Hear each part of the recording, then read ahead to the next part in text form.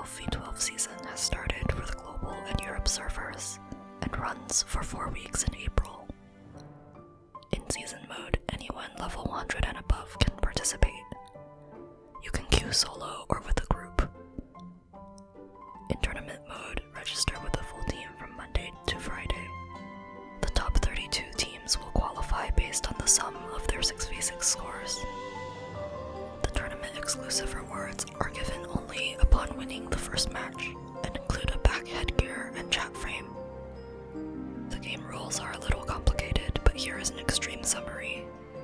1. There are teams of 12, Hawk and Dove. To win, defeat the other team's towers and then the base. 2. Players must safely escort their team's minions and siege guard to attack the enemy buildings, while also defeating the enemy minions. 3. Players can also defeat MVPs to convert them into allies. 4. Matches can last up to 15 minutes, and a tiebreaker system determines the winner if neither team's base is destroyed within the time limit.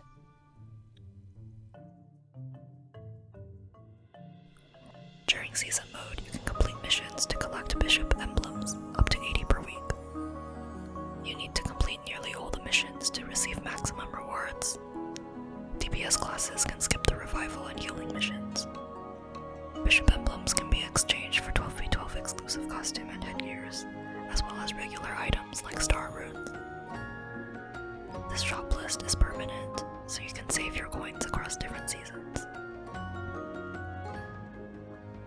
Season mode grants all players temporary plus 15 headgears in addition to maxed adventure handbook, Aesir monument, and guild prayers and blessings. Here is a small list of free-to-play headgears with plus 15 refined bonuses. These are normally extremely rare or expensive, and will give you a big stat boost as you try to complete the weekly missions. Cheap ones include Saint Token, Angry Snarl, and Amethyst Creature.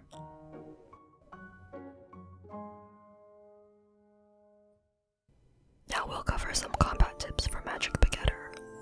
This section assumes you understand the class basics such as gear swapping and homunculus multipliers. If you don't know what these are, check out my Begetter guide first. In season mode, the plus 15 and handbook buffs are especially good for Begetter since the class requires 2 sets of gear for Life Psychic. This makes it easy to achieve over 200k magic attack on Teeter. Pre-swap, you should use all of your magic attack percent ancient equipment as well as monocle for a big stat boost. Post-swap, it's best to balance DPS and survival gears. Some good free-to-play headgear options are Saint Token and Angry Snarl. Also consider equipping some defensive ancient equipment to avoid getting one-shot because there is a long revival cooldown. Be aware that you only get 25 seconds to prepare for the match, or even less if your device loads slowly. You will need to buff and swap gears quickly. Matches often run longer than 8 minutes, so you must remember to rebuff with Life Psychic, whether or not you are swapping gears a second time. You may be wondering if Begetter is OP with plus 15 Fire Axe, which gives 150% fire damage on your homunculus after the 2x stat multiplier. Unfortunately, it's not this simple. First, we need to talk about how PvP reductions work, since it is very different from PvE. The PvP formulas are slightly different for every stat, such as magic damage, element damage, race damage, skill damage, etc., but the core concept is the same. In short, there are both upper and lower bounds on parameters based on your damage percent versus the target's reduction percent. Let's look at element damage, since your homunculus fire damage percent will likely be the highest stat. The formula is written in the calc element param2 function. The first box defines B as element reduc minus element damage, and caps this difference between negative 100% and 100%. The second box computes the result using a sine function. The third box sets the minimum damage to 10% or a maximum reduction of 90%. When we plot this function, we see that a target with 66% higher element reduction than your element damage will produce the minimum of 10% damage. On the other hand, your element damage is capped once it is 100% higher than the target's element reduction, producing the maximum of 120% damage. In conclusion, we need to avoid overshooting the 100% fire damage difference cap, because increasing fire damage beyond that will do nothing. Most DPS DPS classes will have bare minimum fire reduction, maybe 20 to 30%. Supports usually will not have much higher than 100% fire reduction unless purposefully pumping it. So, even plus 10 fire axe is enough fire damage for PvP, combined with your base percent from guild blessings, runes, and handbook. You could skip all other sources of fire damage, gears, cards, etc. without sacrificing any damage, unless you are trying to kill very tanky supports with abnormally high fire reduction.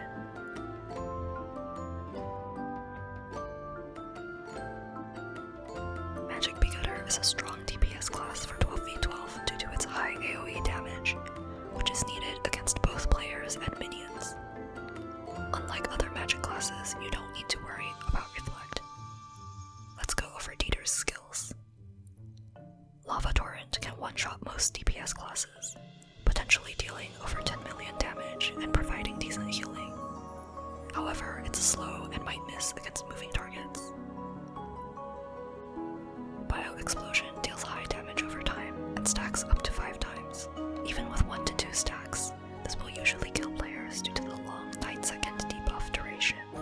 The HP loss ignores magic flee, skill damage reduction, etc., and can deal over 1 million damage per tick. Sometimes it bugs and persists after respawning too. Magic Devour clears many CC debuffs to help you survive. For your second homunculus, Lif is a good choice, but not for the usual reason.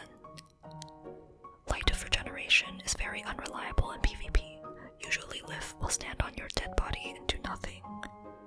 Greenery Light Wall is still useful and can block many attacks. Photosynthesis provides full heal on demand, which is very helpful too. Begetter has no anti-fatal skills, so you must get close to an enemy for Dieter to start attacking. One of the hardest parts is managing Dieter's short attack range while avoiding getting one-shot. Always keep Health Link active to reduce damage taken, and keep your homunculus HP restored by putting Homunculus Repair in your Prepare for Elite. It's easiest to cast Hellplant or Demonic Fire, wait for Dieter to attack once, then move away to a safer distance.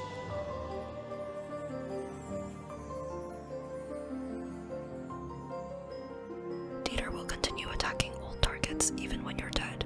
In fact, you might get a lot of your kills while dead and waiting to revive. But this isn't anything to be proud of.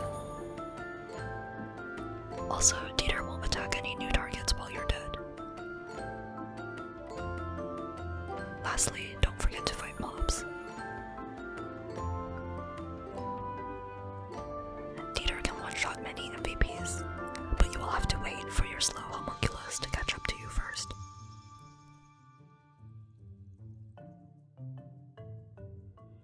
Dieter can kill groups of minions